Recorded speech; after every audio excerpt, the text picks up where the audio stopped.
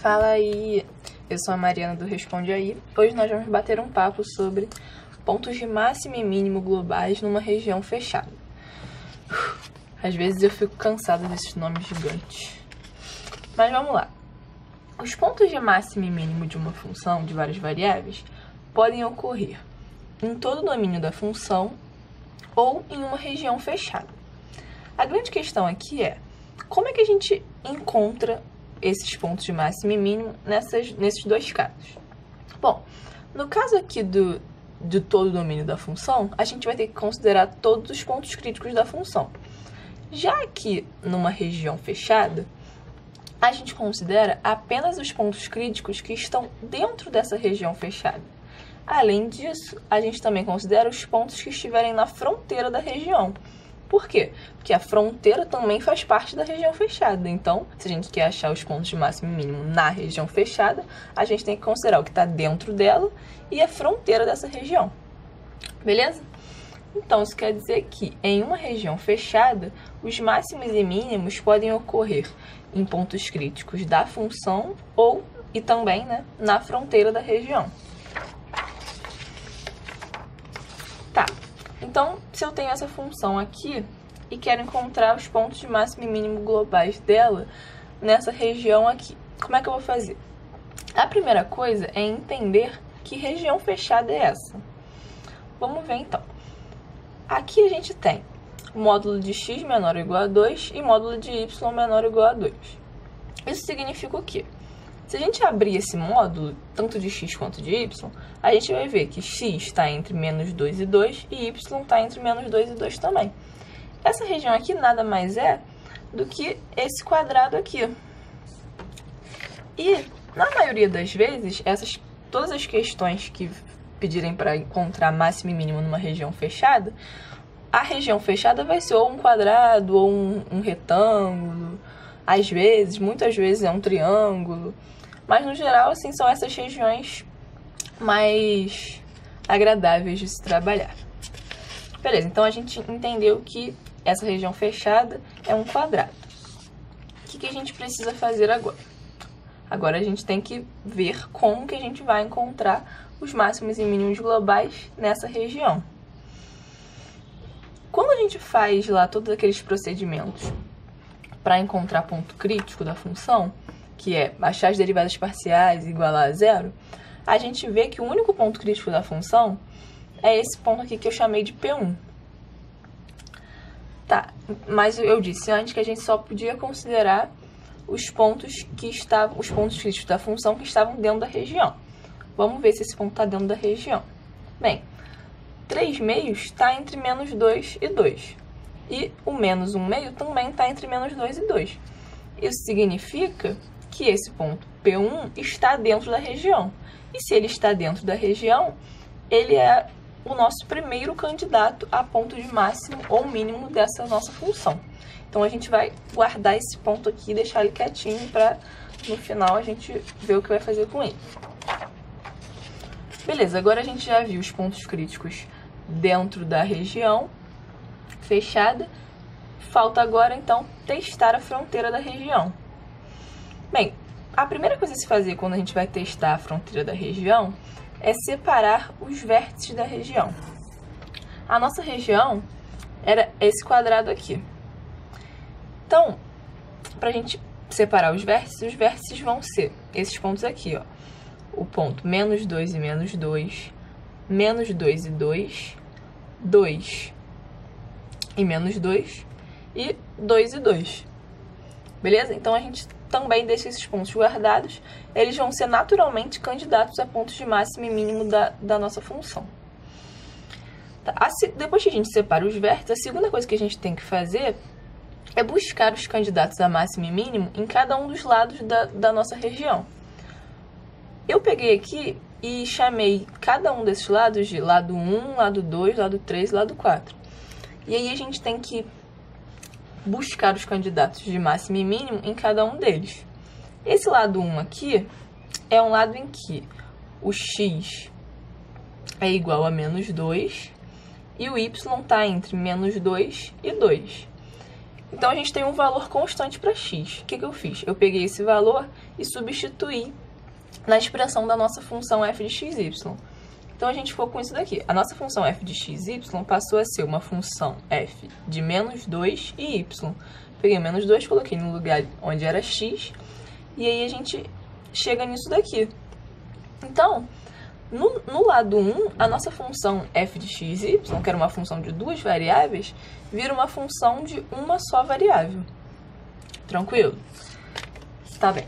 Então, como a gente tem uma função de uma só variável e a gente está buscando candidatos a máximo e mínimo nesse lado, que virou uma função de uma variável, o que a gente tem que fazer?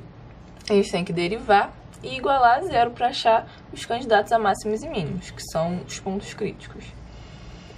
Só que, repara, se a nossa função é uma função de uma só variável, então essa derivada aqui é a derivada de uma variável. É aquela derivada normal que a gente aprende em cálculo de uma variável. Então, para achar os pontos críticos, a gente faz o quê? Deriva e iguala a zero. Então, derivando e igualando a zero, a gente fica com isso daqui, 2y mais 1 igual a zero. Daí a gente tira que y é igual a menos meio. Então, o candidato do nosso lado 1, o candidato a máximo ou mínimo da nossa função, vai ser esse ponto aqui, P6, que é menos 2 e menos meio. Por que menos 2? Porque nesse lado 1 aqui, o x era constante e igual a menos 2. E o y a gente encontrou aqui que é menos meio. Ok? Vamos continuar então. No lado 2, que é este lado aqui, a gente tem y igual a 2 e o x entre menos 2 e 2. Então, de novo, substituindo aqui o y igual a 2 na nossa função, a gente encontra que essa nossa função de duas variáveis passa a ser uma função de uma só variável, x. Para achar, o que a gente tem que fazer agora? Achar os pontos críticos dessa função. Para isso, o que a gente faz? Deriva e iguala a zero. Uma função de uma variável só, a gente deriva igual a gente aprendeu lá no cálculo de uma variável. Fazendo essa derivada, encontrei isso daqui, 2x menos 3, igualando a zero, eu acho que o x é igual a 3 meios. Assim, o candidato a ponto de máximo e mínimo no lado 2 vai ser 3 meios e 2, porque nesse lado o y era igual a 2.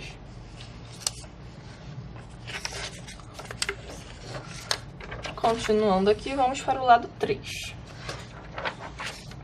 No lado 3, que é esse lado aqui, a gente tem o quê? Que o x é igual a 2, constante, e o y está entre menos 2 e...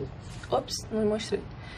Nesse lado aqui, a gente tem o quê? Que o x é igual a 2, como eu falei, e o y está entre menos 2 e 2.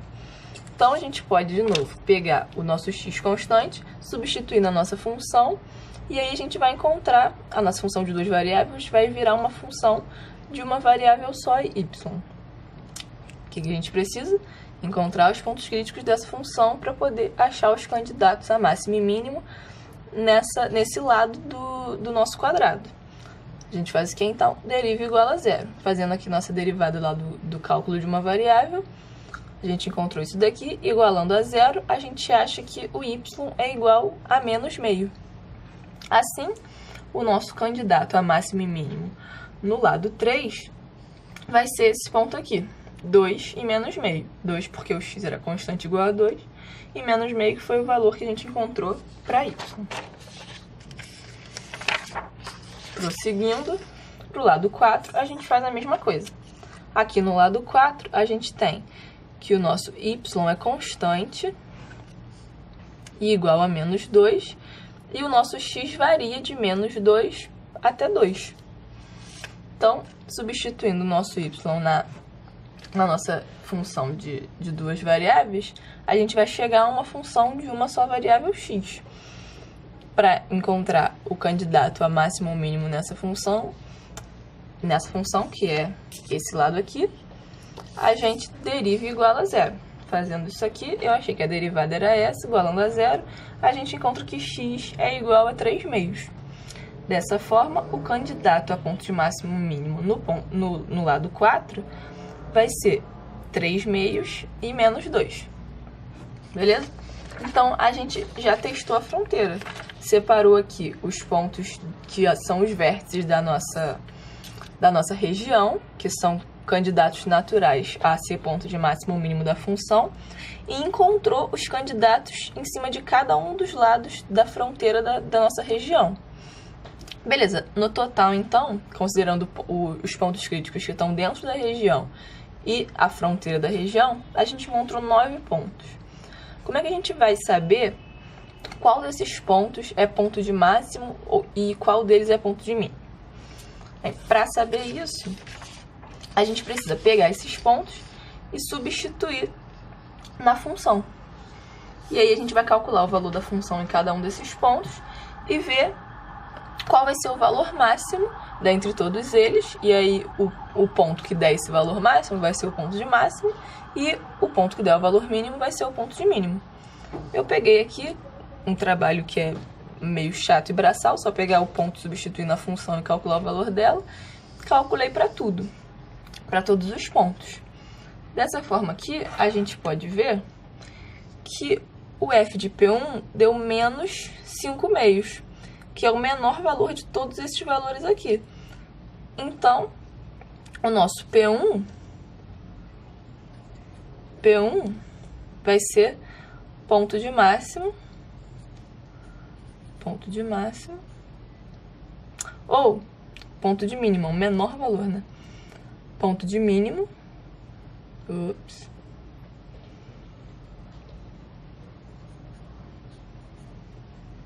e olhando aqui esses, o P3, que quando eu calculei f de P3 deu 16, eu vejo que esse valor aqui é o maior de todos. Então, o P3, aí sim, é ponto de máximo da nossa função. Beleza?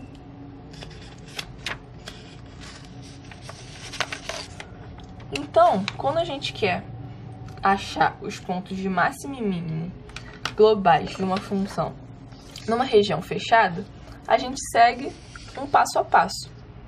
Aí eu resumi o passo a passo todo aqui para vocês guardarem isso com carinho na hora de fazer essas questões.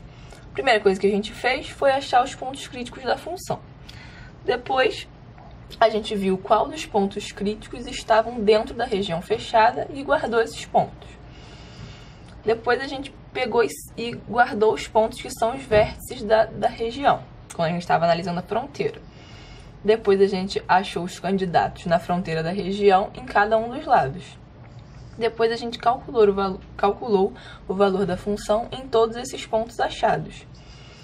E, por último, a gente viu qual era o ponto de máximo e qual era o ponto de mínimo. Beleza? Esse vídeo te ajudou? Responde aí.